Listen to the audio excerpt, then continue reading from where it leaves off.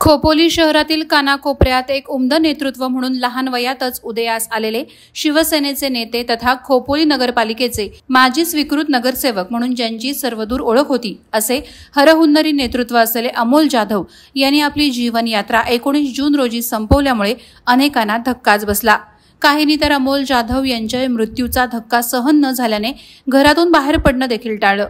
ज्यांना अमोल जाधव यांच्या निधनाची बातमी समजली त्यांनी खोपोली शहराकडे धाव घेतल्याचं चित्र पाहायला मिळत होतं।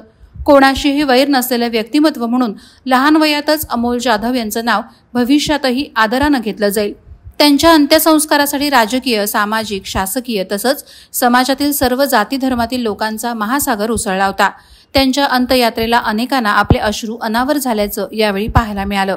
वादळवारा लाईव्हसाठी दत्तात्रय शेडगे, खालापूर। नवी मुंबई व रायगड जिल्ह्यातील ताज्या बातम्या आणि घडामोडींसाठी सबस्क्राइब करा वादळवारा लाईव्ह चॅनल आणि दाबा बेल आयकॉन।